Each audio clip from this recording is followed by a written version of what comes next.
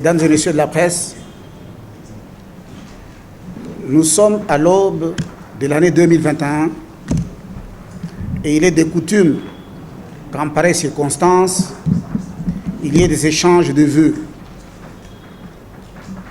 Je ne peux pas déroger à la coutume et je m'empresse donc de vous saluer et de vous adresser mes vœux les meilleurs pour l'année nouvelle qui, je l'espère du fond de mon cœur, sera bien distincte de celle qui vient de s'achever.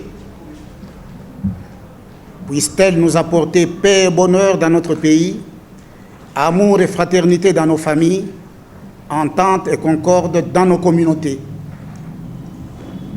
C'est la force de l'espérance qui nous anime en ce moment et qui nous invite à scruter la marche de nos institutions pour que nous puissions nous ajuster sur un cap à la fois bon, juste et porteur de fruits délicieux. Cependant, je ne peux cacher les préoccupations qui nous assaillent, lesquelles pourraient mettre à mal notre pays si nous ne prenions garde. En effet, notre pays a connu une belle année 2019 dans la cohésion, la réconciliation et la foi en l'avenir grâce à une passation civilisée et pacifique du pouvoir au sommet de l'État. Puis vint la sinistre année 2020 avec ses cortèges de malheurs dont le Covid-19 ne fut pas des moindres. Il y a eu des secousses dans toutes les institutions, des controverses au sujet de la nomination de quelques juges de la Cour constitutionnelle, la destitution du bureau de l'Assemblée nationale, l'occupation du siège du Parlement par les forces de l'ordre, la contestation de certaines prérogatives du gouvernement, et j'en passe. Aujourd'hui, une coalition gouvernementale est en train de prendre fin et une autre est annoncée. Mais au niveau de la Chambre haute, l'année 2021 semble démarrer sous le signe de la dispute.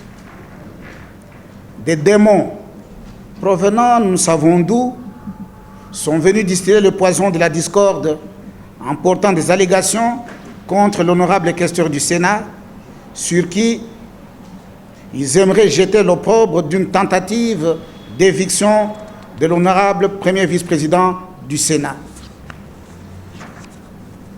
Un procès d'intention a été engagé et des faits pourtant normaux de paiement de tranches d'émoluments aux sénateurs ont été montés en épingle pour justifier des accusations de corruption. L'argent dont question provient pourtant du Trésor public et il a été versé au Sénat depuis le 30 décembre 2020. Comme déjà précisé dans le communiqué de presse publié hier, tous les sénateurs étaient au courant des modalités de paiement de cette première tranche de leurs émoluments, car ils l'avaient régulièrement approuvé lors d'une séance plénière tenue en décembre 2020. Mesdames et messieurs, formuler des allégations si graves contre l'honorable questeur en lui attribuant des actes de corruption et de déstabilisation contre l'honorable premier vice-président, c'est particulièrement inquiétant.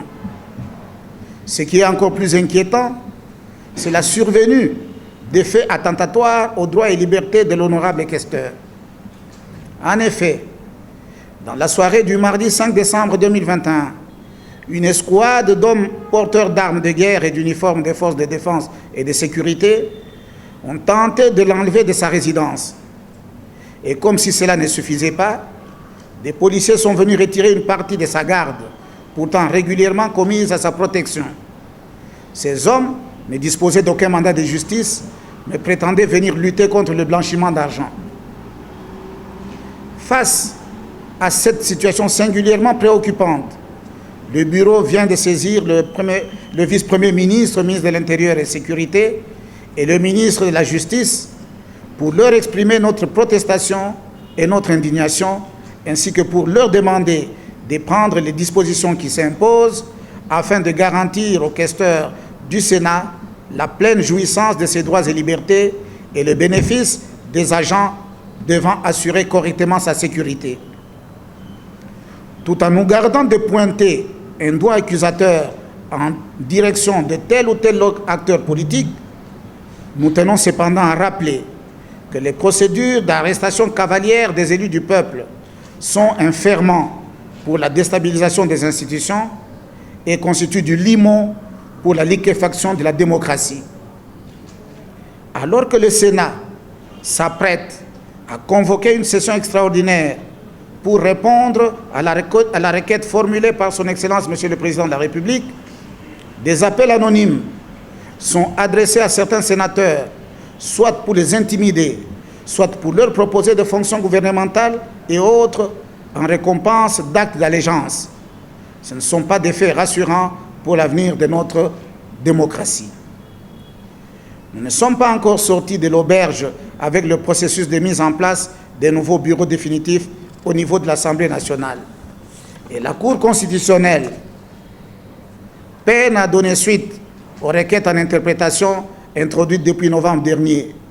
Et déjà, d'aucuns voudraient compléter le sinistre tableau par l'organisation des coups fourrés au sein du Sénat.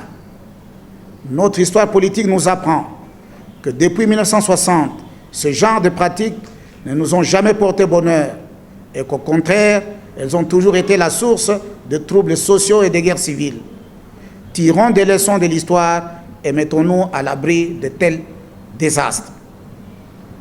Notre désir à tous est de voir notre pays aller de l'avant, dans la paix et l'ordre, loin de l'arbitraire et de la brutalité.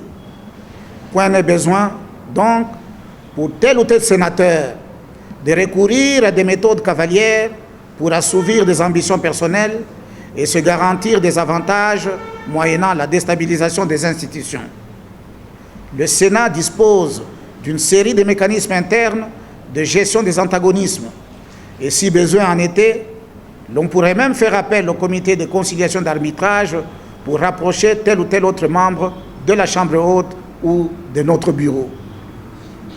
Mesdames et messieurs, il ne nous reste en ce moment, il ne nous reste plus qu'à nous engager résolument dans la construction de notre pays, dans la consolidation de la cohésion nationale, dans la lutte contre la pauvreté, avec pour guide la Constitution, les lois et règlements de la République.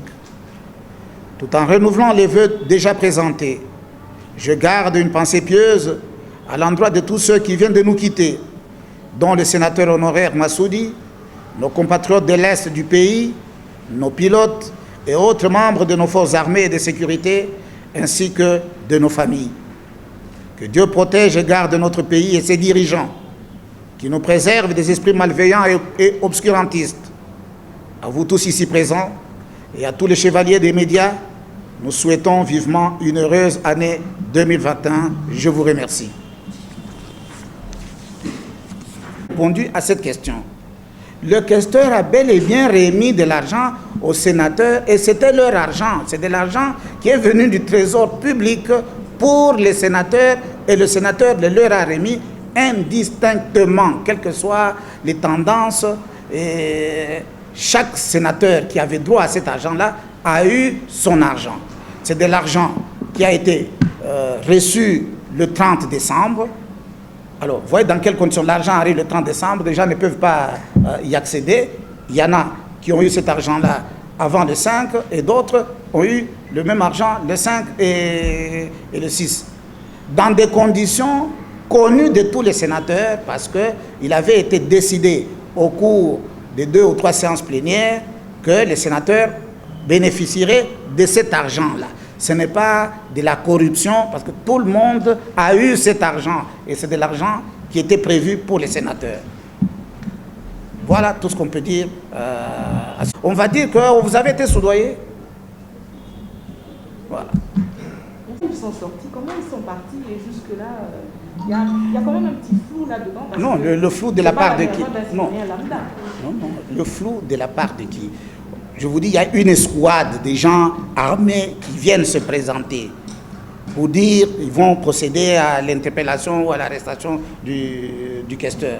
Vous voudrez qu'on fasse quoi? Qu'on commence à organiser la guerre avec des gens qui sont armés? Un politicien averti, il demande... Non, même si on est politicien averti, lorsque des hommes viennent vous demander les mandats, Mais vous ne portez pas la main sur eux, vous ne tirez pas sur eux. Mais la question c'est, est-ce qu'ils avaient un mandat? Là, ils n'avaient pas de mandat. Ils n'avaient pas de mandat. Attends, ce n'est pas ceci. Et je m'en tiens à cela. Merci.